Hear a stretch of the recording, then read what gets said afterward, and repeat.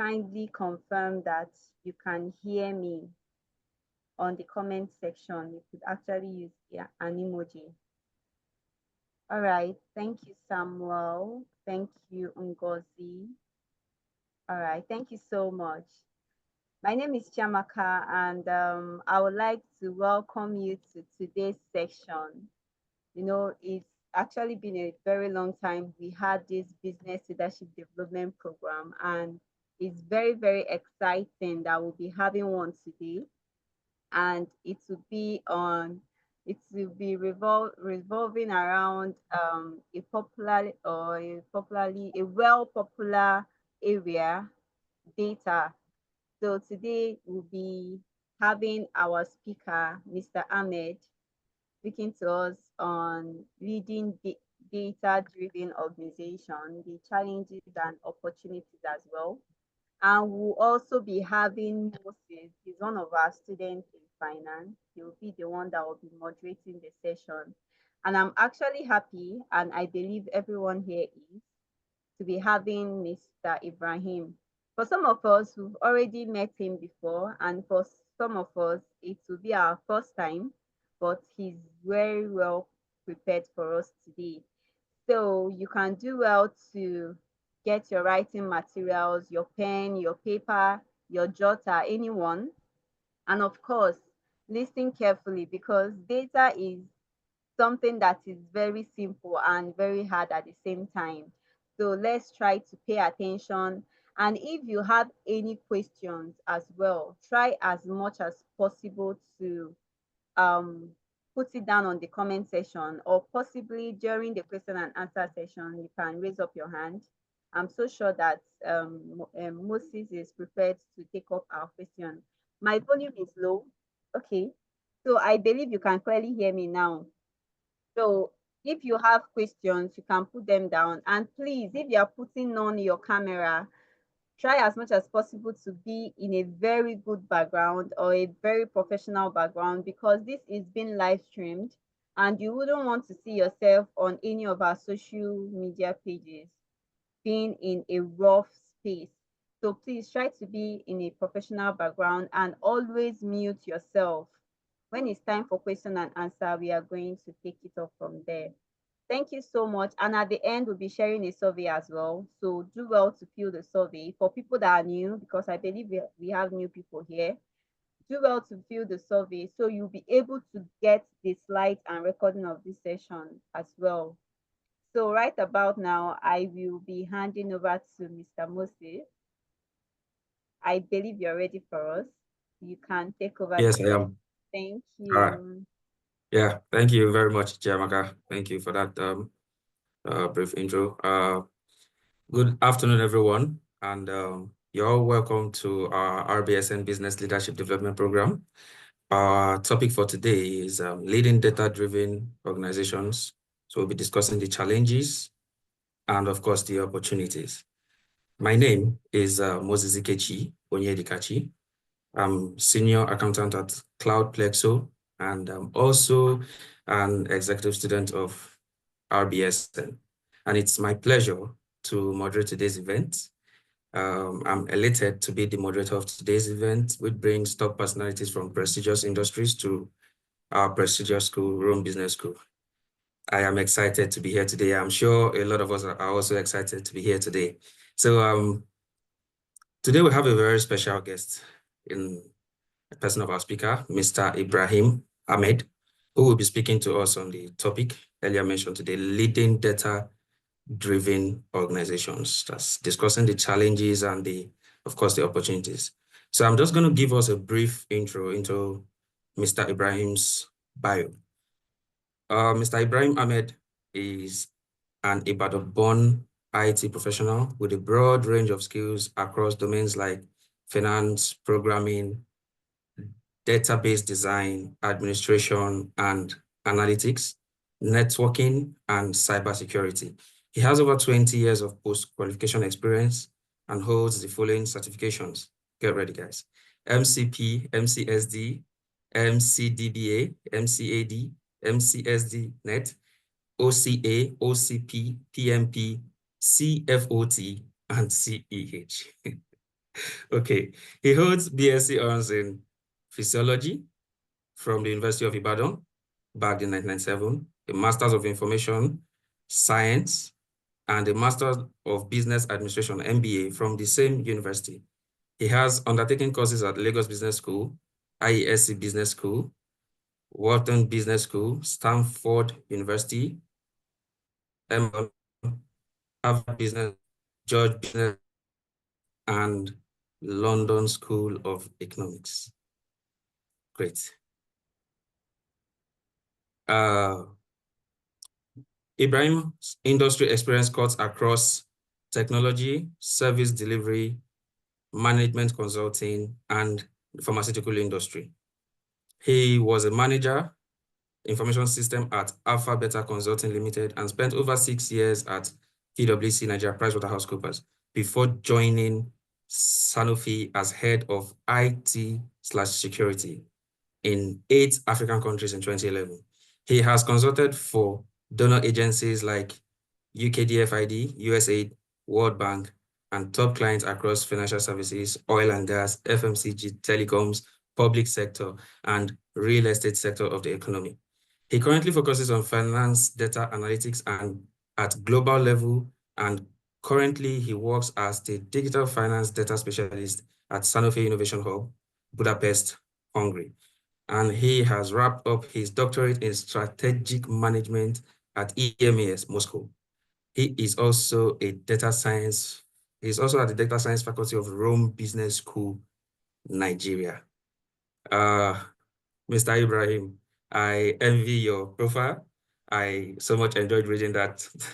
Yeah, it's a pleasure. And I'm eager to hear from you, your insights on leading data-driven organizations, the challenges and opportunities. Over to you, sir. You can have the floor. Thank you very much. All right. Thank you very much. Let me share my screen. I'm sending you to screen 2. Please confirm that you can hear me clearly. Yeah, okay, hear you clearly. Can you see my secondary screen also? Yes, sir, we can. All right. Yeah, it's evening for me, it's afternoon for you. Good afternoon, good morning, good evening, wherever you may be on the planet. I'm delighted to be with you today to share my insights on the important topic that has been given to us, leading data-driven organizations, the opportunities that are there, as well as the challenges. The marketing bit has been done about who I am, so I'm not going to flog that. I am just that guy that you see in your camera. Okay. I'm a simple, easygoing guy. I know what I know and I know what I don't know. So that's the best way to introduce myself. So let's focus on the essential of today. When you talk about data-driven organizations, what exactly do you have in mind? In my opinion, you're talking about organizations that do 5 basic things. One, in order of preference, they have a culture of using data in decision making. No matter how flimsy you may think the decision is, they don't just act based on impulse. There is a culture which is formalized, and that's what drives everything that they do. Uh, they don't restrict decision making to the CEOs, the CFO, the head of HR, the CMO, all the big boys and girls that we often get scared of in organizations. Decisions are made by everybody because we're all generals in a different space. There are things that cleaners can do that the CEO can't do. Even though the CEO is more powerful than the cleaner, but if the cleaner defects in his or her duties, the office will not be suitable for the CEO to work. Same thing goes for drivers and security. So we need to balance decision making. So it's a top down, bottom up style in those organizations. Then they don't just work without direction. There are clear metrics that are set, and those are the things that give them ideas on whether they are producing optimally or not. If you work hard and you don't have milestones set, you don't know if you've achieved your targets or not. So data-driven organizations are always metrics driven. They set clear targets and they track metrics to give them an idea of how close they are to those targets, or even if they've surpassed those targets, they can tell. Then there is a governance framework in place for managing data. It's not just a matter of, oh, Mr. A comes with this data or Miss B comes with that data, and then let's just use it. There is a framework for identifying the kind of data that they need, processing the data, and making use of it in a structured manner. So when you want to make decisions in a corporate setting, depending on, regardless of wherever you may find yourself, whether in public sector, or in private sector, or in non-governmental agencies, everything starts with clear understanding of what the objective of the institution is. If you don't know the objective of the institution, then no matter how technically sound you are, you'll be limited in the level of contributions you can make to such an institution. So you need to know what the company or the institution is set up to achieve. That gives you an idea of the right kind of data to collect. Yeah, if you work for JAM, the kind of info you need will be different from if you work at Dangote Refinery. And it's going to be different from if you work at FSB, International Bank of those days, or if you work at World Bank, or you work at any institution. So your business goals will drive the kind of data that you go after. So when you identify the kind of data that you need, then you know where the data resides, whether it sits within your organization or it sits outside. Then collection mechanisms would be put in place. You gather the data, you clean them up, you explore them, you do all sorts of analysis based on your level in the hierarchy of the organization. People at the very top level will need aggregated data, something punchy that they can see and then make decisions on. They don't need millions of transactions of rows. They just want to know how much did we sell today? Okay, how many customers came in? They don't want to know, okay, how many ladies came in, how many men came in. Maybe at some level, when you are drilling down, you may need such level, but aggregate info is what they need. It is at the operational layer that you are interested in volumes of records that can fill up your Excel spreadsheet and create the illusion that you are working hard, for the company. So analysis will be structured towards different stakeholders. And then our objective is to draw conclusions from those analyses. We evaluate the entire process. If everything works well, fine. If it doesn't, we identify where the bottlenecks are and we try to fix such. So the immediate benefits of you having such a process in place would be some of this, not restricted to them. You need to keep improving continuously. There is greater transparency and accountability in your environment. Everybody can see why we are making which decision, not because, oh, we hired that candidate because he or she is related to a senior guy. There is going to be transparency at all layers. And if anybody is dismissed, also, there'll be clear indication as to why the dismissal had to be. All decisions will be made in a transparent manner. Then everyone is involved in the process. I mentioned that earlier. All the analytics that you need, everybody knows why what is being done. If we are doing well, we all know. If we're not doing well, we all know. We know what we need to do to normalize if we are performing below par.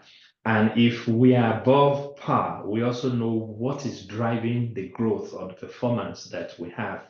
It's not enough to just celebrate that we exceeded targets for a given timeline without knowing the drivers of the performance that we recorded. It's always good for us to have that and check if it is sustainable in future periods or not. Then we are more interested in reducing the cost of running the business. People in finance will tell you this, and this is why many people don't like them, because it's believed that they block expenses. Anytime you take your request there for fund, They are there checking numbers to see if everything will make the organization financially healthy or not. So if things are not going to go well, they may delay your approval for a number of reasons that may not be known to you. But ultimately, every entrepreneur wants to minimize costs and maximize the revenue that they get. And then because you're not existing in isolation, it's always good for you to understand market trends. If you don't have the right info, you don't know what's going on outside your organization. And that means you cannot benchmark your performance with your peers in the industry or with people who are above you in the industry. You need relevant data to be able to do all of this. But these are just introductory slides. The main slide is this one, and that's the one I'm going to spend a lot of time, on. I'll try to minimize or to operate within the timeline given to me. So if I'm running beyond, someone should please call me to order. If you want to lead any organization at all, I do not think there is any organization out there that is not data driven. The difference may be with the level of data being used in decision making. Every organization, even if you run a mosque or you run a church, you are data driven. My parents had a mosque, and each time I go back home, I see contributions written on the board. Baba Kafaya, 100 naira, Imam, 50 naira, and you see it split, across months. In the church, they have a more structured approach, 10% tied from, different earners. And they are keeping records and they're making decisions on the basis of these details that they have. So, but these are spiritual entities. The moment you step into commercial terrain, everything should start with the gaps that are noticed within your environment. What are those things that people complain about that they want solved, that they are willing to pay for if they have the solution to them? So you scan your environment, you gather enough data on the pain points that people are experiencing, and you try to block those gaps. That's where people bring up services, product or services, and say, oh, I am into food chain business. Oh, I provide transportation. Oh, I provide school educational services like Chrome Business School does. Oh, I am into fashion design. Oh, I am into photography. Get the gaps clear and then come up with a product or service that you can bring to the market. Now, your product or service, normally, if you are like a clear innovator, then there won't be anything like it before, like what happened in 2006 when Apple came with the iPhone. There were cell phones before that year, but we didn't have smartphones. So Apple pioneered the production of smartphones and they created a separate market for themselves. And that was when competition, realized, oh, it's not about, how aesthetic your phone is in terms of ruggedness, the keyboard, the flip screen that Samsung, Ericsson, and Nokia were competing on. Apple changed the landscape, and the story, it's not the same ever since. So you need to define what product you're bringing to the market based on the gaps that are there. You may realize that some products are there that are attempting to solve the same problem, but you may need to define what stands you out. That will be your USP, your unique selling point. Why should people come to you and not go to other players? Okay. Of course, there are substitutes. If I want to bring in any drink into the market now, I will need to ask myself, why will people buy my drink when there is Coca-Cola, there is Pepsi, there are all sorts of soda drink, there is Zobo, why my drink and not all those existing ones? So we need to be very careful. Just give me a moment. I am running a little bit low on power and I don't want this session to terminate abruptly.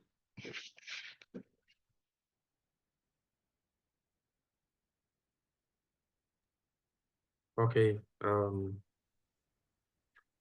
we'll just hold on a bit for him to sort out the power issue. And I need to mention that while we are waiting for him, going by all he has said so far, if we have any questions, feel free to drop them on the chat session on your screen. Also going forward, if you have any questions, feel free to drop them there. If you would like to speak, kindly state that as well in the comment section. Thank you. Thank you all.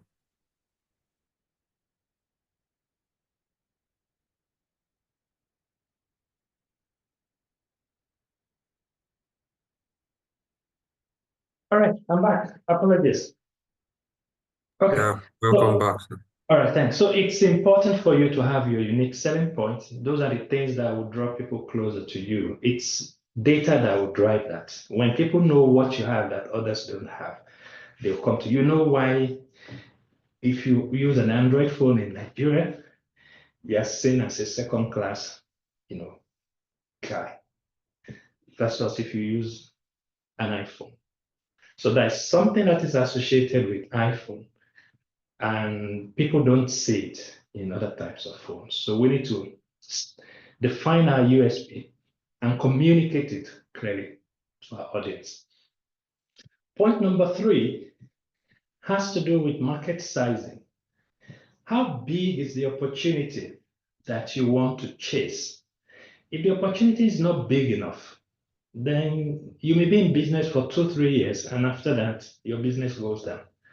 So you want to start a business around a solution that is big enough that will prompt people to keep coming back to you, not just for 1 year or 5 years or 10 years, but in perpetuity. So there is a whole lecture series on how to size the market. But the basic thing there should be, you should know the aggregate demand. How many times will a single customer need your product or service in a day, in a week, in a month? Then scale it up to a year. How much do you think each customer will spend on your product per time? For instance, if you sell drink, how many bottles of your drink do you think I will take or an average customer will consume? Then multiply that by the frequency of purchase in a year. Then multiply that by the number of customers that are out there. That gives you the market size. But it doesn't mean you have access to the entire market size. You're going to have just a chunk of the market. So maybe you have 5% of the entire market. Then you can estimate what your projected inflow is going to be. So you can't set up a business trying to capture the whole of Nigeria. It's pretty much impossible, no matter what you sell, even if you are the federal government. You can only capture certain segments of the Nigerian market. The only person who can reach everyone is God through oxygen. I think outside that, all of that products are going to be targeted towards different consumer base. So customers, market sizing, you need to take it seriously as a leader. But even before you start thinking about all of this, you need to incorporate a legal business entity that people are going to be relating with. If you sell puff puff, you don't need that. If you're a driver, you don't need that. But the moment you want to start collecting money from people in an office setting, you need to incorporate a legal entity. And different legal entities have different exposures in terms of risk and some benefits. So you must know when to set up a private limited company. You must know when to set up a partnership. You must know when to set up the limited and unlimited, entities. Your legal advisors will give you enough data on this and advise you on the best one that will not limit your ability to grow and seek funds later. Then in terms of structure, you need to decide on how you want to run the business. For instance, do you want to start from grounds up, start afresh, build a new business like Dangote built a new refinery, or you want to, buy an existing business and then rebrand it? They already have a customer base, so you just leverage what they have and then grow with it. That part of your structure will also require you to decide on how you want your employees to work. Are they going to work by staying on site, 5 days a week, or you allow remote kind of operations? In my own office, it's 2 days on site, 3 days off site. They are trying to make it 3 days on site, 2 days off site. You need to decide on which one works best for you. You think about item 6 here, it's funding. Funding is also a two-way thing. You can bootstrap your organization by providing the money from your pocket and then you don't get money from anyone. That's the easiest way, but for a small business. If your business is going to be big, then you need to think about the risks involved in getting external funds from different parties. The easiest party most people think about is the commercial bank or commercial banks that we have. And they focus on them because of the ease of getting money there. If you're credit worthy, they can give you loan. You must know how to manage money that you get from banks with respect to the interest rates that are attached to it. And then you spread out your payment schedule. You know the risk of defaulting at different points in time. So commercial banks are there as a source of external funds. There are a number of other external fund sources that you need to think about. The first one will be angel investors. Are you better off talking to your friends or some deep-pocketed individuals who believe in your ideas? They can look at your numbers and say, oh, I'm giving you X amount of money to inject into your business to start it up because I have seen the numbers, everything looks good. Are you better off with that versus you going to commercial banks? You need to make that decision as an individual leading data-driven organizations.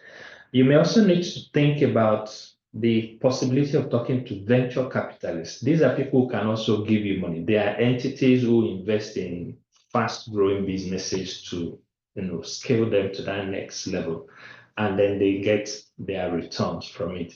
They are not putting interest on the money. They are like equity shareholders. So if they bring your business needs 100 million, they may give you like 40 or 50 or 60, depending on how vibrant the idea is. And at the end of the day, you share the profits based on the contribution or the ownership structure. But they are 60 million. If they brought in 60, it's still there in the business. They are not collecting interest from you. Banks are the ones that are charging interest. If your business is really big, you may also consider scaling to that next layer by talking to private equity funds. These are entities that can inject a lot of money into your business. In fact, they often take over the leadership of the business. They run the business for like 5 to 7 years, make their money back, and then they sell the business off. So you need to decide on which funding option is the best for you. But all of this will come down to what your capital structure is. Do you want to run based on equity, or you want to run based on debt, or you want to have a mix of both? So if you have a mix of both, which mix is the best for you? 50% equity, 50% debt, or 80% equity, 20% debt? Whichever mix you think is the safest for you is what you should choose. And what I tell people is, the decision is going to be based on how much money do you think you can make from the business. If your returns will be in the neighborhood of 20% at the end of the financial year, then using debt is not the best option because interest rate is around 35%. So that means you're already drowned. So you're better off using equity. But if you're in a climb where interest rate is in the single digits, and your business projections show that you can have returns in excess of 20%, then you're better off running your business with debt rather than tying your own money. So if you schooled abroad, you get a lot of professors telling you businesses are best managed using debt, not equity. It works in their own climb. It doesn't work in our climb. If you borrow money from any Nigerian bank, at 35% interest rate, then you better be sure of making at least 45% returns. Otherwise, you are a slave to the banks, and you don't want to be that. Okay, so that's the summary on funding. It's also related to scaling because scaling requires you to say, we have worked for like a year. These are the transaction details that we see. We want to go to that next layer. Maybe we have one branch. We're overwhelmed by requests. We want to have an extra branch or two extra branches. What are the techniques involved? Is it easy for you to actually create extra branches? For some businesses, yes. For some other ones, it's not so easy. It's easier for a Mr. Biggs to, or any of those, fast food businesses to reproduce their model outside than for a Yakafaya that sells amala. And people come there to go open another branch. She cannot be at two places at the same time. And if she runs that system, it's very likely that the new branch may not be as successful as the very first one that drew people in. So we need to be mindful of the risks involved in scaling. So scaling involves taking your operations to that next level. You need to do a lot of number crunching, risk analysis, market analysis, test the sensitivity of customers to you even going somewhere else before you say, okay, people should bring in more money for you to be able to do this. Point number 8 has to do with profitability, and profitability is using to impute your revenue and your costs. The first thing you should do as a person leading a data-driven organization is to identify all your cost lines and all your profit lines. So when you identify your cost lines, your objective will be to minimize all of them to the barest level. And then you do whatever you can to increase your profit lines. So if you join any organization as a staff and you don't know what they do to make money, then you're in trouble because you don't know how your salary comes. You should be able to say, oh, our company does A, B, C to make money. A gives us 30% of our money. B gives us 25%. C gives us the remaining 45%. If you don't know what brings money in and how you fit into that, something unpleasant may happen to you and you don't want to be at the receiving end of organizational restructuring. So you need to, be constant with this. So once you know the profit lines, you know the cost line as the leader, you do whatever you can to minimize your costs and whatever is, ethically feasible to increase your inflow on the profit line. We'll talk more about some of these things when we get to operations. Operations is where you mix things up to maximize profits and minimize, costs. And operations starts with the product itself. What goes into R&D that leads to the design of your product? You need to know how best to innovate so that you don't spend so much money you don't spend so much money on product that may actually not generate a lot. Yeah.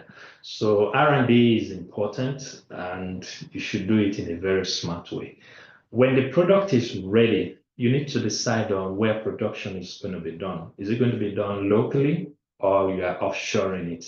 There are lots of computations that also go into this. There are some products that are best manufactured outside the country than you trying to set up a factory in Nigeria to do the production because you'll be better off if you just leverage, available factories elsewhere and you just produce elsewhere and do the distribution of such products. You can decide better. And this is another area where you need to crunch numbers and decide. Even when you want to produce locally, there is no law that says you must own the production apparatus. Someone else may own it, and then you outsource the production to them, and you just simply do the management. All of these will require you to do scenario planning. If we give it out, how much do we make? If we buy the equipment, how much do we make? And then you make the call at the end of the day. So production is very key. Then after production, you want to think about distribution. How do you want to distribute the product of your company? Is it going to be handled by you or you sell to some companies, and then they do the distribution for you. Some people do B2B, which is pretty easy. That's business to business. I produce, I manufacture, and I sell to Moses as my distributor. Moses pays me, and it's Moses' headache to ensure that he sells to customers or wholesalers, retailers. I don't care whether he's able to do that or not, even though I do care. But at least he has paid me.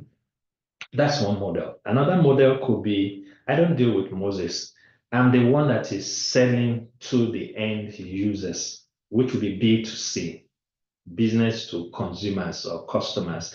You need to decide on which model works best for you, and you approach that, with the best of clarity. Sometimes people try to do a hybrid, but I don't think it's safe for you to do hybrid. For instance, we're in pharmaceuticals, we have distributors. We cannot be selling to distributors at the same time selling to patients.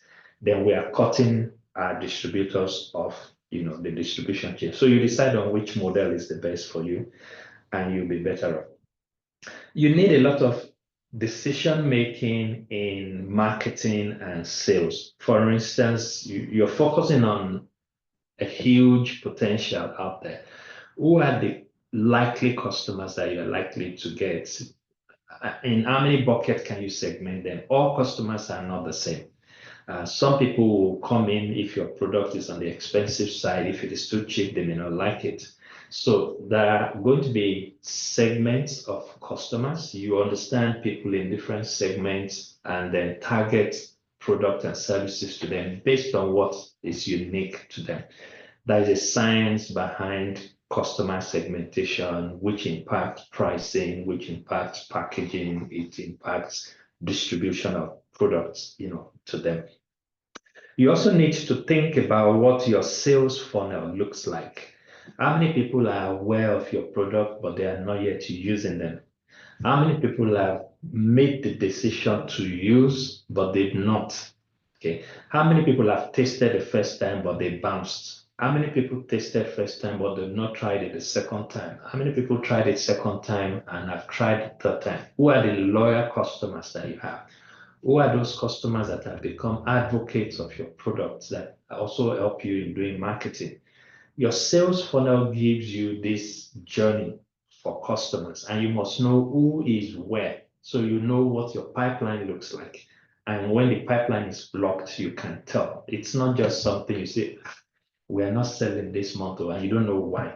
You should know why if you look at your sales funnel carefully. And you must also know what your customer lifetime value is. Who are the customers that have contributed the most to your business over time? Maybe in terms of frequency, maybe in terms of recency, maybe in terms of the amount they've spent. These three elements are often used in valuing customers. Are you better off with a guy that buys 10,000 naira every month versus a guy that buys 100,000 naira once in a year? Are you better off with a guy that bought 2 months ago and hasn't come back to you versus a guy that has been buying frequently in the last 3 weeks? These are puzzles that you need to sit down and think through as a leader of a data-driven organization. So marketing is good because without it, you can't communicate your values to customers. And without customers getting the values communicated to them, they won't make that buying decision. And if they don't buy your product or service, you're going to be out of business within a short time. Then in terms of contracting, you also need to make some tough decisions on how you want to wire your contract with respect to sourcing raw materials, with respect to paying vendors. Are you paying on the spot, or you do future, contract? What are your payment terms like? Do you pay after a week of supply? Do you pay one month after? You pay 180 days? Different types of, benefits and obstacles are there. You need to weigh all those things and decide on what is the best for your company. In terms of staffing, very important, you need to focus on talent development. How many people do you need in your organization and why?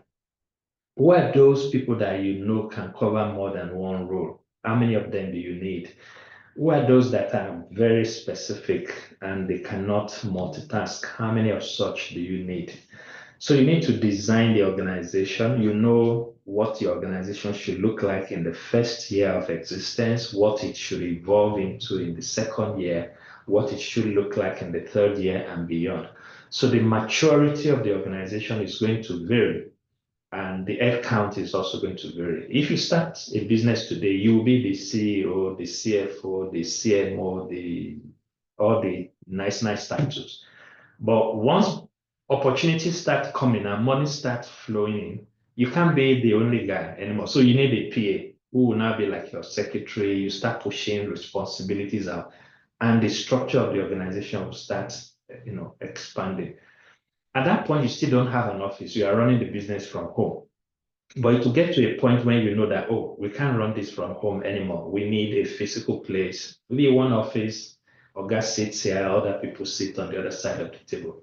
Don't go for a big office yet until you have sustained revenue to start, running a big organization. That's not the time for you to start buying cars and start labeling it to show people that you have arrived. Don't go to Osborne to set up an office as a startup. Even if your clients are in Ikoyi, you don't have to go there. You can stay on the mainland, use workstation office as a place to receive your guests. When you get to the point when you need a physical presence at Ikoyi, nobody will tell you that you need to be there. But at the initial stage, you don't need that. So you need to crunch numbers to be able to make this decision. So you need to decide on where to get your staff from. Are you getting them from other companies, or you are going into the university to, shop for fresh talent and you nurse them? And of course, you get them cheap, but they're also inexperienced at that stage. There are trade-offs involved in all of this. But above all, you need to think about staffing. How many people do you need and in which roles? Then you need to think about developing them in terms of training them to make them better at what they do. And the challenge with that is the moment they are very experienced, retaining them is going to be difficult. So you need to think of what do you need to put in place to retain the talents that you have. There are all sorts of benefits out there that people do. In my company, they give stock options. I'm going to talk about it much later in the slide, maybe 2 slides down the line. So you also need to think about whether you should own those employees of yours, meaning that you keep them full contract or you externalize them, they are like contract staff. And you may also have hybrid situation where maybe 50% are employee full, 20% are external, and you may have those who are, on dual kind of contract. This is a decision for you to make.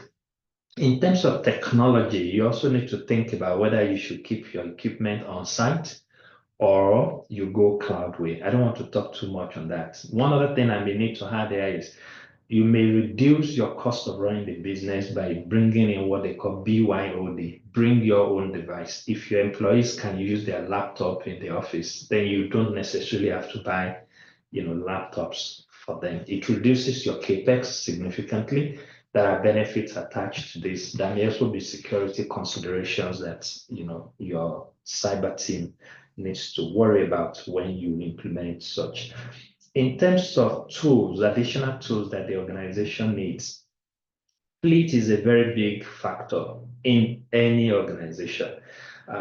Some people will join your company not because of the salary, but because you give cars. If you don't give cars, they won't come to you.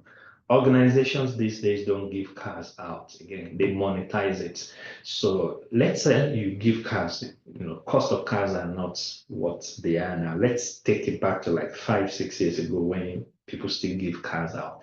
So you need to decide on whether those cars are going to be bought in your company's account, which means a lot of capex is involved, or you are going to lease them. There are companies that will say, oh, no, don't worry, don't buy cars.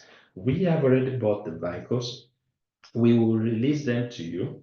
We assign them to your employees who will fuel them, will maintain, will service. You just pay us some premiums on a monthly basis. There are companies in Nigeria that do that. So you have to look at the numbers and decide on which one is better for you.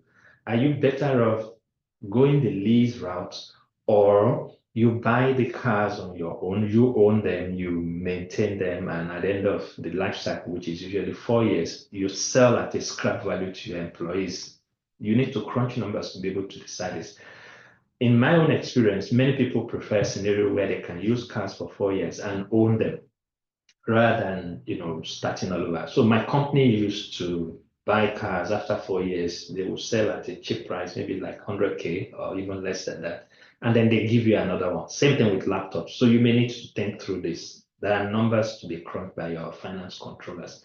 Same thing extends to your use of office. Do you need to build your own office or you lease, and for how long? There are trade-offs involved, and all of this can impact your profitability. For instance, if I lock in a lease for 10 years, it means the landlord or the property owner cannot change rent during that period because we've already locked it in. Even if fuel price goes up, you probably won't be able to come to me and say my energy bill is now going to be reviewed. So you need to decide on whether you should go into such deal or you go in short-term burst of 2-year rent or 2-year lease. There are numbers to be crunched and decisions to be made on this. Space utilization is also key. I work in an office with over 1,000 employees, and that's why they said we all can't come to the office the same day. I had to struggle to get this meeting room. We measure which space is used by whom on daily basis. And what we found out is that most offices are less than 20% fully utilized, and we are paying rent, energy, utility bills. So businesses need to minimize those costs, otherwise your overhead will be too much, and this is going to impact your profitability. Of course, number 10 here has to do with competitors. You are not existing alone out there. You're competing with a number of people who are doing similar things. So you need to measure yourself with them. Are they above you? Are you at par? Or are you in front of them? If you're in front of them, good, but not good enough because they are still chasing you. So there are tools for measuring the gap between you and other people with respect to what is important to your customers. And then you constantly check those gaps and make sure that you remain ahead of competition. So you need to know what your competitors are doing. Why do people still go there and not come to you? And if you don't do that, one day you just wake up and realize that nobody comes to you anymore. So if people still go to your competitors, it means there's something they do that you are not doing well enough, and you need to find a way to get that done. Risk management is very important. That is a tool for doing this. There are many tools out there, but the easiest one that you can pick is the PESTLE tool, PESTLE. Political risk, you must do it. Economic risk, you must do it. Technology risk, you must do it. Legal risk, you must do it. Environment-centric risk analysis, you must do it. Once you are covered with respect to all of this, it will be pretty easy for you to now focus on strategies, which will be how do we mix all these things to make our company vibrant?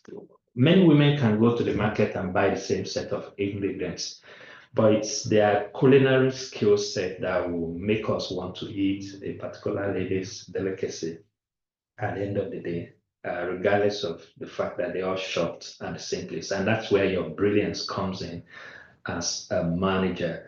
So as a leader of a data-driven organization, you must be very strategic. You must anticipate what's likely to happen in your environment. You must anticipate where disruptions may come through, and you must be ready for such disruptions. Otherwise, you're going to be pushed out. This is going to be my last slide, and I guess it should be self-explanatory. Opportunities and challenges. I split it into two: opportunities for you as a person, opportunity for the organization that you work for in both domains. So let's start with opportunities, white. Challenges will be the ones in red. In terms of opportunity, you have the overall personal growth is there. You learn so many things. Everybody who sees you will know that you are not the same person that they knew. Now you know about supply chain, you know about marketing, you know about HR, you know about finance, you know about production. Even though your core competence is supposed to be finance, maybe technology. So you are not just a monolithic person anymore. You are broad-based in the way you think. You understand business, you understand law, you understand what's happening in the macroeconomic, terrain, you understand microeconomics, you understand international, dynamics to trade, and you are a better person overall. So you become more versatile. What got you here is certainly not going to get you there. So your skill set is going to be different. You can't say, oh, I'm a top guy. You'll be irrelevant within a short term if you work in a data-driven environment. So you need to keep learning new things. And that means your career growth opportunities are enormous. You can't restrict where you can get to. But above all, to me, you impact others. Apart from you growing, you also need to help other people grow because you've been there. You know the constraints. You can show them the constraints and then show them the faster way of getting things done. I mentioned stock options a little while ago. Top organizations get their employees actively tied to the businesses by giving them stock options. So if you excelled in the course of the year, rather than you go to stock market to buy stock of the company, they give it to you like a reward, and it's there perpetually. I have like 2 or 3, stock options like that. Even if I'm no more, my kids still have the opportunity of saying, "Oh, our daddy used to be a shareholder in that company." Even though I didn't spend my 1 naira or €1 to buy, but they are the beneficiaries ultimately because the time I was supposed to spend with them, I spent working for the company and that stock opportunity is there. So they pay me in euro. I have a dump account where they dump it once AGM is sorted. It's a benefit that can come to you. In terms of the benefit to the business itself, you have improved processes. Things are done the way they should be. Bottlenecks are removed. We can minimize waste as much as we can. Service delivery is going to be top notch, and then the profitability is going to be on the high side. It's not all, rosy when you work in a data-driven organization. There are downsides to some of the things that we do. And at the individual level, work-life balance is the first one I identified here. You may work and forget about your life. You shouldn't allow that to happen. Take time to rest. The minimum is 8 hours a day. If you can't do 8 hours, then do 7. Anything lower than that, you are destroying your health, and it will show when you clock 50 and beyond. You don't allow that to happen to you. You need to use your body for as long as you're alive. I don't want to say so much about that. Employee engagement can also be difficult. If you're a top performer in a top company, you tend to look around and see what's happening elsewhere. So if you do too much analysis and you realize that, oh, you are not well compensated where you are, the tendency is for you to want to jump ship. So it could be, a red flag, keeping you within the company. Transparency and constant communication needs to be done from the top management down and then from the bottom up also. Otherwise, people will start feeling, why is, Tochukwu giving a pay rise more than I thought I brought in X. Everybody must know why she got what she got and why I get what I get. Otherwise, there will be a problem. And once there's a problem, there will be discord within the organization, and you don't want that to happen, to your team. Constant communication, very key. Transparency, very key. That could be cultural orders. If you work in a very big company, you need to move around. Within Nigeria, outside Nigeria, the way we relate to ourselves in Lagos is not the way people relate in the north. It's not the way they relate in the southeast. It's not the way they relate in South Africa. It's not the way they relate in Egypt or even outside the country. So when you go outside your comfort zone, you may struggle a little bit, especially with respect to religion, lifestyle, food, the way people walk. Here, once it's 4:30, everybody goes on. Yeah. If you send a mail to some people, you see out of office notification. It's so funny. Out of office notification for just going home to come back the next day. They don't want anything, office. outside office hours. You must understand those limitations and you must restrict yourself to that. You can't send a mail to anybody showing that you didn't sleep in your house. If you didn't sleep, that's your problem. Don't wake other people up with your email. It could be used against you. It's a challenge that we need to, be mindful of. You can imagine if you relocate a top performer with his or her family to a country where they don't speak English, what happens to the kids? What happens to the spouse?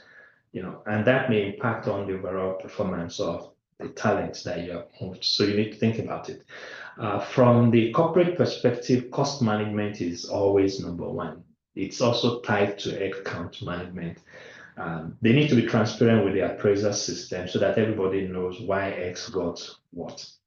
The compensation scheme should be fairly stable, transparent, industry, compatible.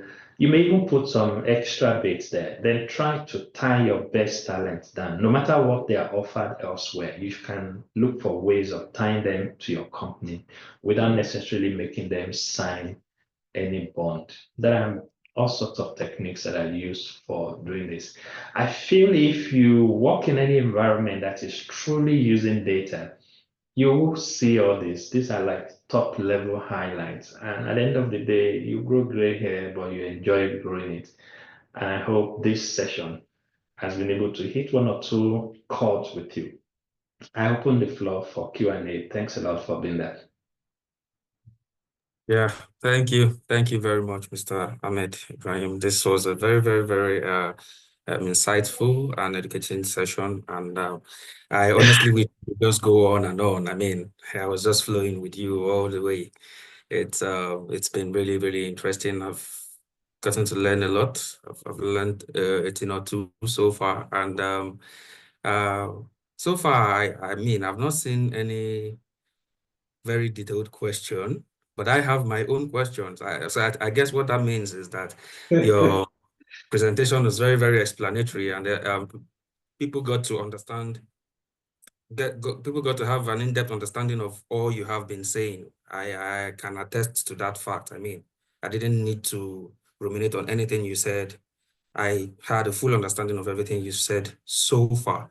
So, but I just have a question to ask you, and it's coming more from my own personal experience in terms of my own work, my organization, right?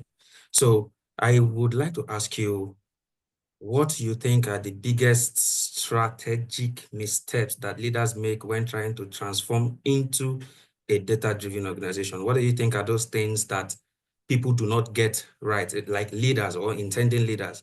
What are those things that you think or you feel they often do not get right when trying to transform into a data-driven organization?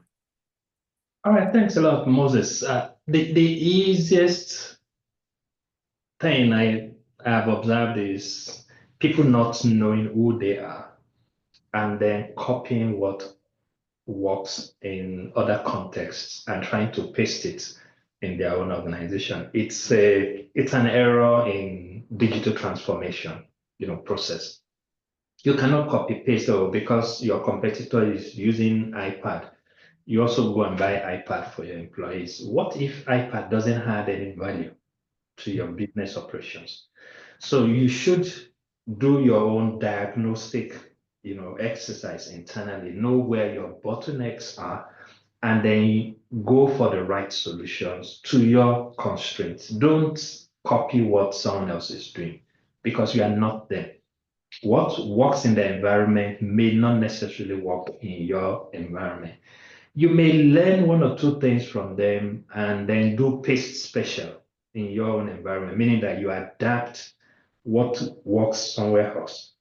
But don't just say because they floated, one currency in one country, come and float naira also in dollar in Nigeria. It may be a disaster for you. So that's one major error that I have seen with people. The second part has to do with a skill gap difference. You may have a vision and you may not have the right team to implement that vision. So there is already a gap between you on one side and your team on the other side. So it's like the biblical Moses when he was leading Israelites out of, Egypt. He was speaking to God, so he had a clear mandate, but he was talking to clueless folks who were impatient with him. So naturally, if you are not calm, you will lose patience with the people you are leading in such context. So you need to be patient. You need to raise them to your level, meaning that you need to share your vision with them and let them know what the journey is going to look like. So they prepare their mind for that transformation experience. You also need to invest in their training because if you tell me what is sweet, it's more like I'm hungry and you're promising me food is coming, and I have no idea of when the food is going to arrive. One day or at some point, I will bust down and say, no, I'm not interested again. I need clear promises with timeline. Mm. Yeah. So people will know, oh, our guy is saying we should hold on. We know why we are holding on. So he doesn't need to remind us. We buy into his vision and we're ready to go on such journey with him. That is also something I feel most organizations may not communicate clearly. So it's in your vision, your mission. And once it's clear, you know the right set of people to go after. And if you recruit, people who are misfit, you can easily, do away with them in a very proper way. Okay.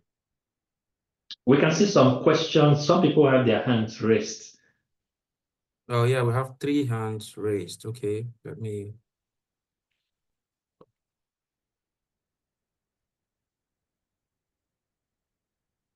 Oh, I'm trying to see. Sorry, I'm just trying to see the hands. I still have another though, but I'm trying to Yeah, I look have at a the raised. question Sorry. from Joseph saying, is there a point where you want to draw a balance between data-driven fact and emotions? Yeah, there are many points where you can do that. Yeah, for You want me to instance, go ahead? yeah, go ahead, Oh, Michael. Hi, thank you very much, Hamed. I thoroughly enjoyed your session. So I You, just want to pick your brain a bit. I don't know if you can hear me. I can hear you clearly. Okay, sorry. I just want to pick your brain a bit, right? I work in an organization where we do some sort of business consulting for international donors, just like USAID, FCDO, World Bank, as they come, right? And I'm pretty sure you're aware of the current situation with USAID with funding all over the world. Yeah, so we collect data for them, like we collect monitoring data, we collect evaluation data, assessment data, just so we are able to assess how implementing partners are achieving the said objectives. Now, for that organization, aside from collecting data to help us assess how the donor are meeting their objectives, what kind of data should the organization be collecting? Because we're also trying to build a data governance framework that can also help us to take decisions. So, for example, like I said, we're in the business consulting. There are other several business consulting who are also within the space. So what kind of data do you think we should be collecting to help us stay ahead of our competitors or be able to also help us make decisions when we want to apply for bigger grants? I know I'm picking your brain, but I would appreciate if you guys. Thank Yeah, you. yeah, thanks a lot. Michael, I think the easiest form of data that you should be gathering will be industry specific data. For instance, if you're a consultant and you want to consult for clients in the energy space and you are not so versed in energy related matters, you'll be limited in the quality of services that you can render.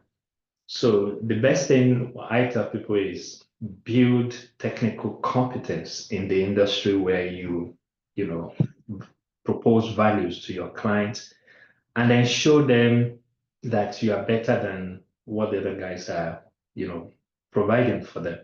It's not about whether you work with McKinsey or with Deloitte or Accenture or whatever you, or whether you schooled at Harvard or whatever. It's about the insight, the accuracy of the info that you provide. So for instance, if I can advise a company to move their scale of business from 10 million to say 500 million within a 1 year timeline, that is a clear metric that I can showcase to other people. And I can tell people why or how I did what I did. It could be based on my own industry experience. I cannot go to, for instance, Rome Business School, get an MBA, and start advising Dangote on how to run his refinery. I need to have worked in a similar setup before, or I know someone who has technical competence in that space and can tell me, oh, these are the riddles and these are the solutions that are available, and this is how much you can get those solutions, deployed.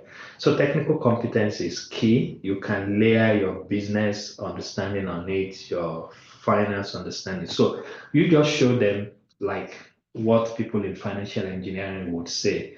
This is the way you run at the moment. These are the orders that are there.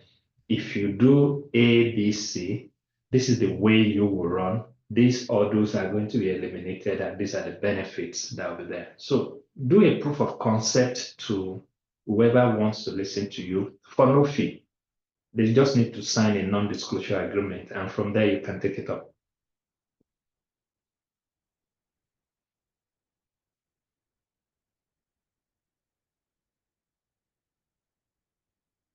Any other question from anyone? Okay, yeah, we have Babatunde Sadiq's hand Yeah. raised. Please Okay. kindly unmute Babatunde Sadiq.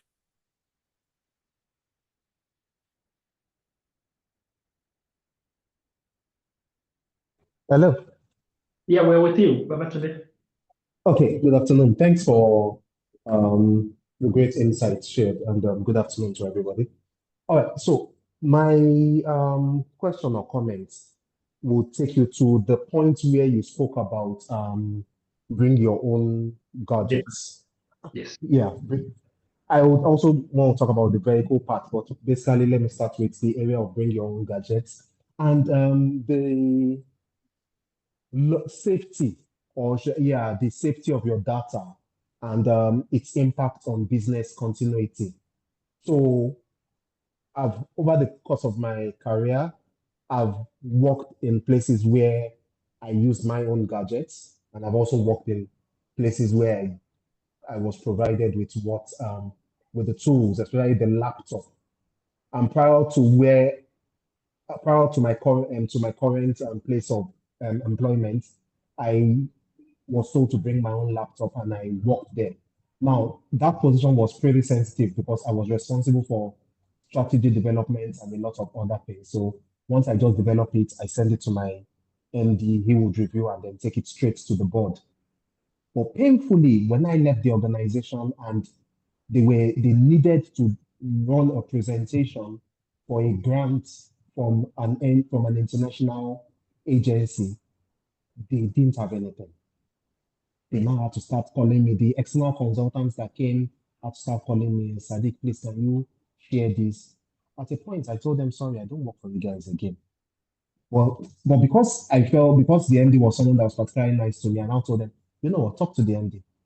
Tell him that he should call me if there's anything he needs. I would send to him, and then he would be free to send to you. And so it just got me thinking, is it so wise to allow people bring in their own gadgets, especially laptops? And when leaving, they go with all the sensitive information of that organization. What are your thoughts on that? Thank you. Yeah, thanks a lot. There are pros and cons to every choice we make in life. So the most important thing is for you to recognize the risks involved and then decide to live with them. In my company, they allow bring your own device. And the way it's done is such that when you connect to the corporate network via such a channel, it won't be possible. But we have a guest network that you can connect to with your personal device. So instead of you saying, I'm completely forbidden from having access to the corporate network. I have access to the network that is guests. I can do my YouTube, my Facebook, my LinkedIn, but on my official device, I can only do corporate related thing. But there is a bridge. If you bring in your phone or your laptop that is personal and you want to use it for official purpose, there are some tools that we will install on those devices that will make them behave as if they are corporate devices. So I give you an example. This is a corporate device. If I use my personal device for such purpose, the partition will be dual. So there are things that I do that will be in the corporate partition. There are things that I do in my private world, which will be on the private side. That won't be a mix. And the day you are leaving the organization, we will wipe the corporate part out. There are lots of controls that organizations put in place. My laptop, I can't copy anything out of it, even though if I connect to official gadgets, no, it's not possible. I cannot upload anything into Google Drive from my laptop. If I send a mail with an attachment and it contains sensitive info, there is an intelligent agent on the edge of our network that scans like a content filtering solution that will tell the organization that I am involved in information espionage and I'm going to be fired instantly. Okay, so there are rules that we implement. We don't just blindly say bring your own device and start using it in the company environment. I hope that addresses your concern. Of course, we can't finish all of this. So on my phone number, you can reach out to me. We can talk more on some of these topics. Yeah, let's talk to other great. people. Yeah, so thank you for that very good question, that very detailed question, and of course the befitting answer to it. We're just going to quickly take two more questions and then we're done. We've had two men speak. We're just going to take two ladies. So I have Annie Olanio. Please go ahead. Please unmute Annie Olanio. Good All right. afternoon, everybody. Can you hear me? Hold on, Anne, before you talk. I posted 2 links. Please help me fill those questionnaires. There are things I need to wrap up my doctorate. Yeah, Anne, I'm with you. Okay, great. All right. Thank you very much, sir. Can you hear me? Sure. Yes, we can. Yes. Thank you so much for the insightful section. So my question, I have 2 questions actually. The first one is personal. The other one is related to this topic. So sorry, Anne, please make it as fast as possible. Okay, please. Yeah. So the first one is I would like to ask you, sir, in your years of experience, everything you've done and your experience working, your experience gathering all the certifications and all, what has been your greatest lesson so far? And what is one thing that you think if you had done could have changed anything? So this is let me answer that. The greatest lesson is that the target is never a finished product. The target keeps changing. You have a target in mind. Once you accomplish it, it's in the pocket. You need to set new targets. Otherwise, you want to die that day. If you don't wake up to be chasing something significant in life, you become a worthless individual. Every day I go to bed, I ask myself, what have you learned today that you didn't know yesterday? If I haven't found anything, I have to go on YouTube and get something to put in this head. That's when you say you are growing, not just growing in age or claiming you had a fulfilled career when knowledge-wise you are not growing.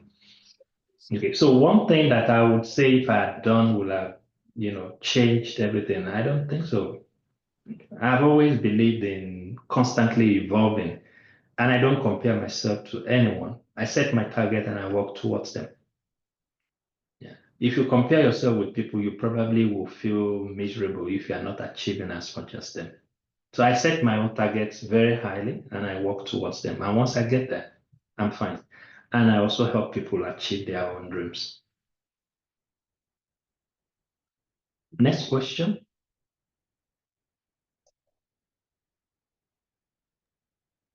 Sorry, can you unmute Annie, please? Oh, sorry. Okay, can you hear me now? Yes, we Yes. can hear you. So still on the first question, is there any mistake you made in the course of your career that you think if you were to mentor people that are coming after you, you would advise them on so that they don't make the same mistake? One mistake, and it was due to naivety. You know, I grew up as a technical guy. I had a boss who was always telling me that I didn't know so much about management. And I was like, damn it, what do you mean? I am a tech guy. I don't need management. But the reality is there is an extent to which you can grow in your career with just pure technical skills. At some point, you need to balance it with business skills. And that was what took me back to business school many years after I graduated. So I had to go get an MBA. I got, some diplomas from top schools. Then my understanding of finance is top notch. I can work like an accountant if I choose to. But when I was at PwC, I didn't see it like I saw accountant like dummies. Pardon my use of the word, because I had a poor understanding of what accounting and finance is about. I thought it was just draw the T and then double column debit credits and start posting transactions. I didn't want to do that. But later, when I took a course at IESC Business School on finance, the language of the business, I was like, oh, Ibrahim, you have been stupid all these years. You should have learned this thing long ago. Probably I would have been a CFA chartered holder by now if I did, but I don't have a problem. My Excel skills are very strong. I've trained lots of top Excel accountants, and I can work independently now. Unlike before that, I will need someone to sit down and tell me what an NPV is, what IRR is. I don't need anybody to do that for me. I just sit in front and I think independently. So when you grow your technical career, blend it with finance. Otherwise, you may not be able to sit at that table where decisions are made. If you're talking to a CEO and a CFO as a technical person, the language they understand is numbers of business ratios. And if you don't understand those ratios or how what you do impact those profitability, insolvency related issues, we are dead. I hope that clarifies your doubt. Yes, it does. Thank you very much. The last question would be, so if as a starter, because a lot of information has been given and it's already feeling like an information overload in a good way. So Sure. for someone that is just starting out, that does not have all these resources, does not even have a team, talk less of navigating, getting funds, doing this, doing that, you are just on your own. What is the first step, to take? First step is to sit down with someone to tell you what life is about, and then you can plot your track. You will be the one to plot your journey. But then if you're traveling in the wilderness and you haven't been there before and you haven't seen someone who has been there before, you will run into all sorts of issues. So you need a mentor to give you an idea of what succeeding in life is about. And then you can, on the basis of the guidance, plot your own, path to the future. If you want someone, I can volunteer to be. Oh, thank you very much. I would appreciate that. You're welcome. Thank Can you you very drop much. We'll be taking your one more person I'll drop now. my phone Please, number in can the you chat unmute? box. Don't worry. I'll drop my phone number right away in the chat box. So if anybody wants to get in touch, they can easily do that. I hope that. Okay. So, And you can also search on LinkedIn. I'm there.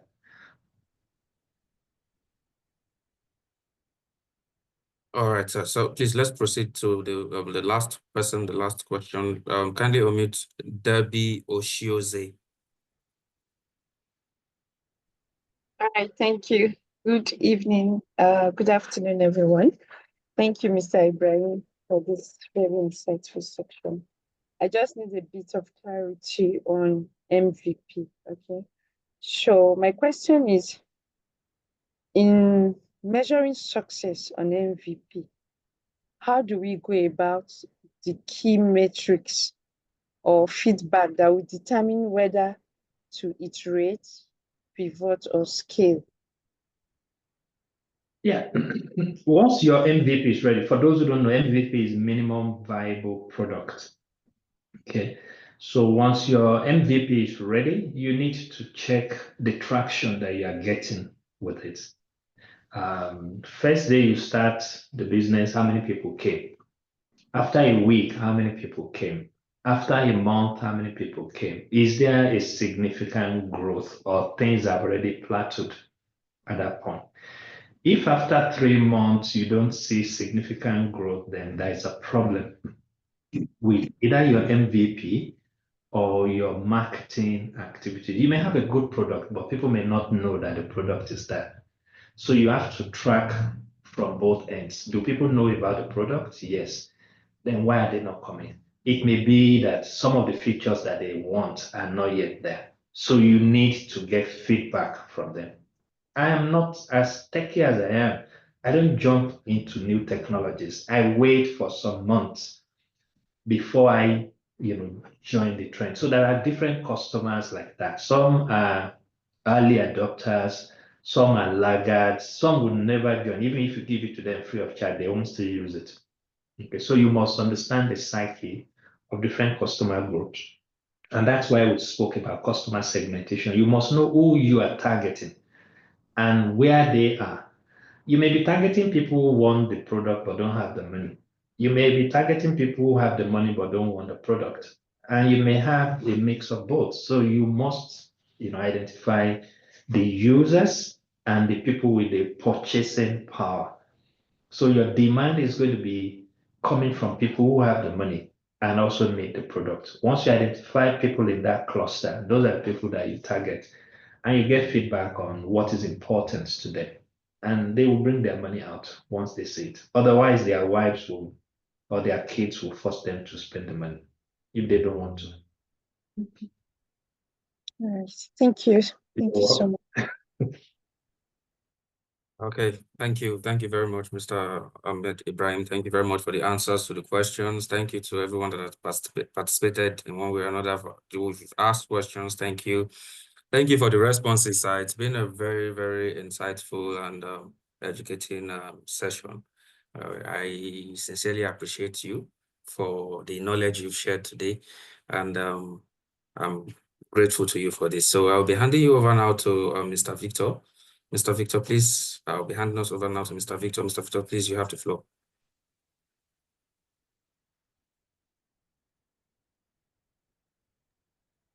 Thank you very much. Thank you very, very much, Moses, for your time. Let's do one more question. Let's do one more question before we hand over.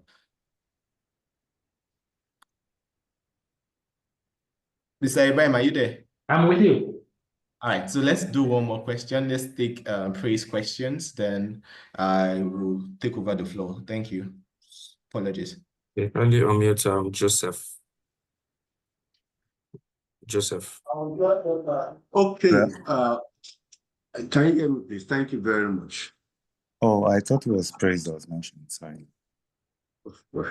Okay, so Mr. Ibrahim, thank you. I think the lecture has been very, very insightful.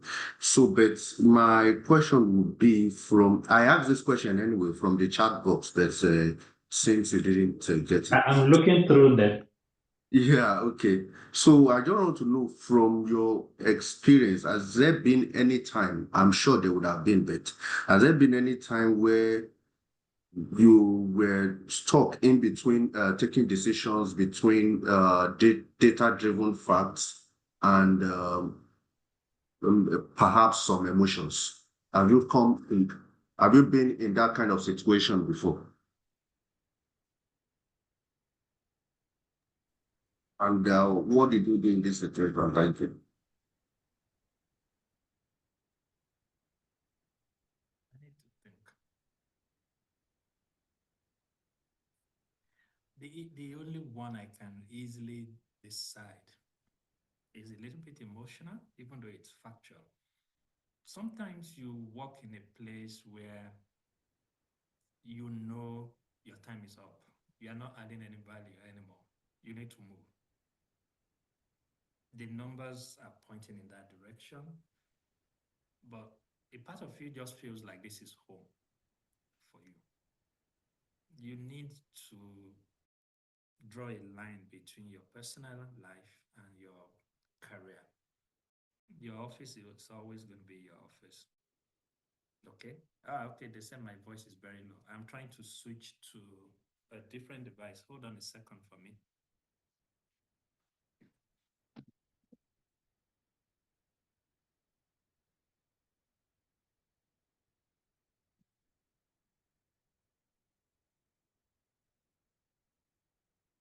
Hello, can you hear me? Hello, can you hear me? Yes, I can. All right, thanks a lot. Your life, your personal life should not be mixed with the office, career. Most times we get lost in our, oh, it's my office, so this is what I do that puts food on the table. Yeah, it's good, but it shouldn't be the same as your life. So for me, I made that blunder in the past, but I'm not likely to make it again. What you should do is, if your head tells you this and numbers point in the different directions or in different directions, follow the numbers. Don't follow your head. It doesn't mean your head isn't working well, but it only means that it's staying in its comfort zone. And that's not what you need. Numbers will always tell you what is correct and accurate.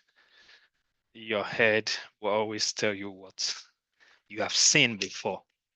And that may not necessarily be what you are dealing with at the moment. I hope that's clear for you.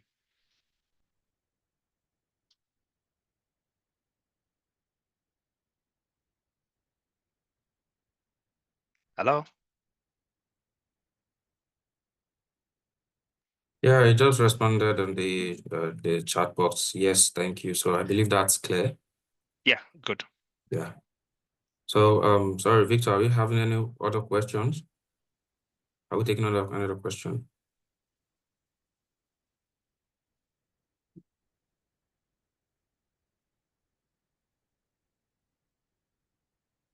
I don't know. Oh, He has to tell yeah. us. Are we taking any other question? Maybe one more, if it's possible. Okay.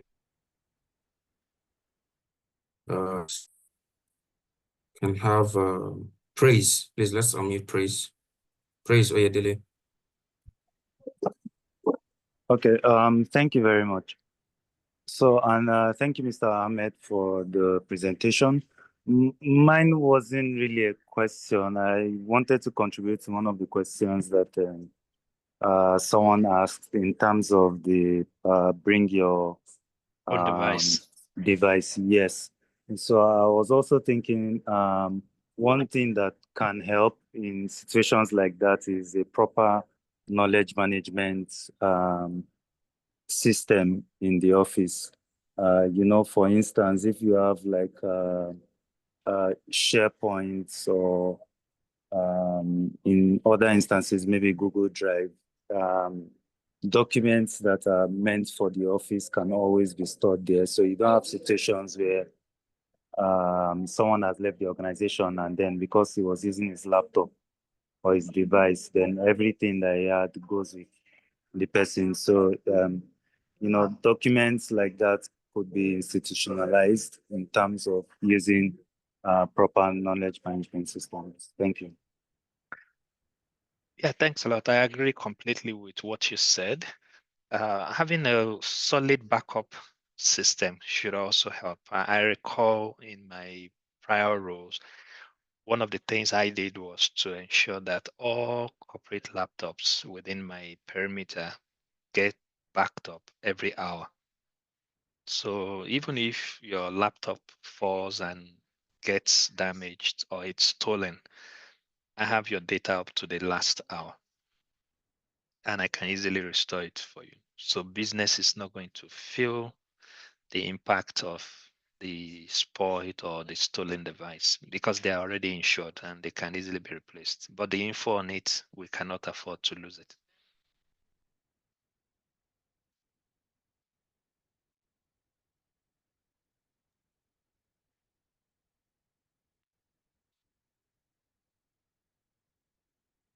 Okay, thank you very much for that. So I think that's all the questions or contributions we're going to take for today. I'm just going to ask if you have any other final words for us that you want to give us to go ponder on. Any other probably final words of encouragement, to just dish out to us. We would really appreciate.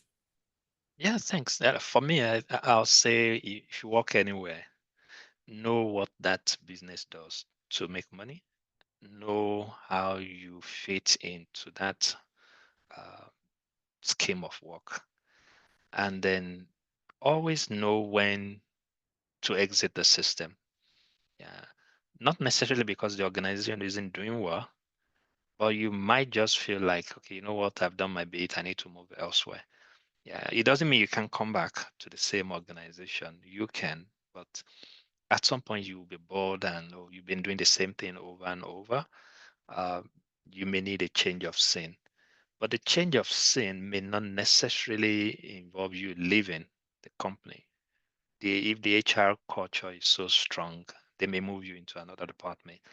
So let's say you spent 4 years or 10 years in marketing and you feel like you want to grow your skills in supply chain.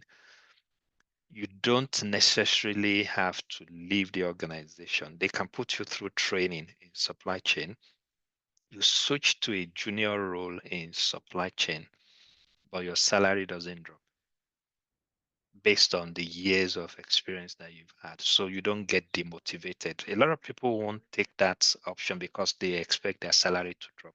In my company, your salary remains the same and you can grow your skill. In fact, if you stayed too long in a particular department, they will forcefully recommend that you go into another department to grow your skill. Otherwise, you'll just be too narrow-minded and it's not going to help you in the long run. Imagine tomorrow you want to be the CEO of the company and your route to the top was just along one line.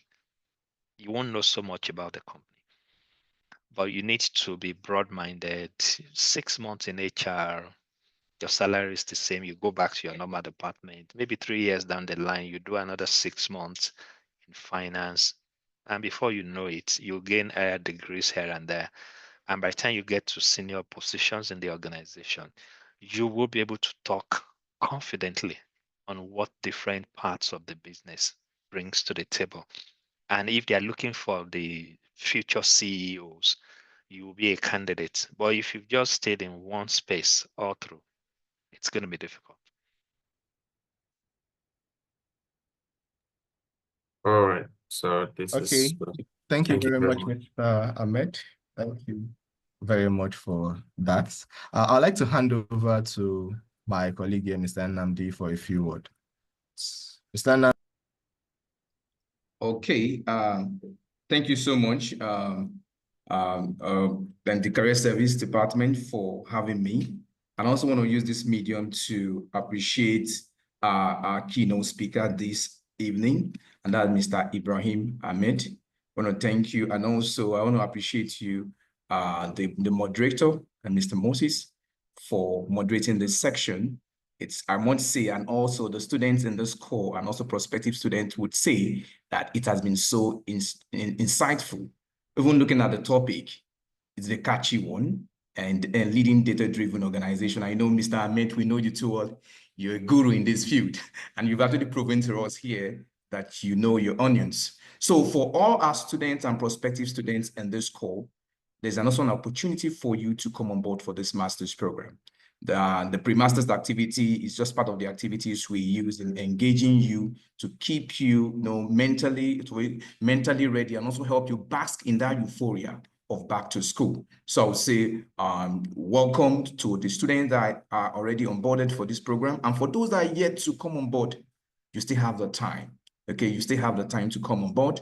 The section is ongoing. Okay, section is ongoing, so you can as well join. If you have actually reached you have been reached out to by advisors, I would advise you to just take the lead, take that bold step and come on board for this master's program. There are a whole lot for you to enjoy. We have sections like this, Italian language class coming up soon, a whole lot of activities for you.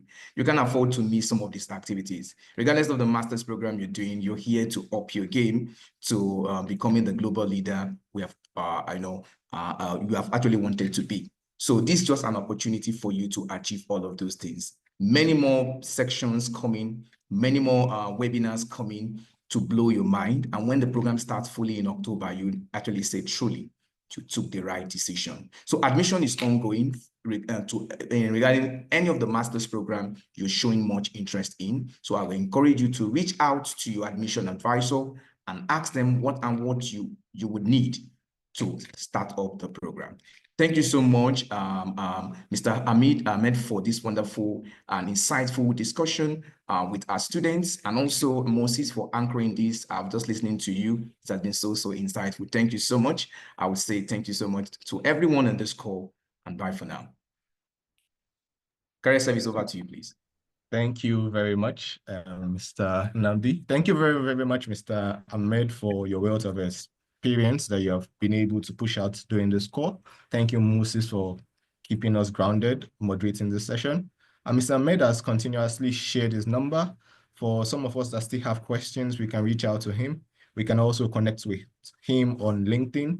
You can also connect with Moses on LinkedIn. He's one of our students here at Rome Business School. Mr. Ahmed also left a link for an assessment to help gain educational material or research that he's trying to use. Please do well to fill that link form so as to help Mr. Ahmed with some of these research questions that he has put out. Thank you once again for joining us. We hope to see you for the next PLDP session. Until then, bye for now. Yeah, thank you very much. Bye.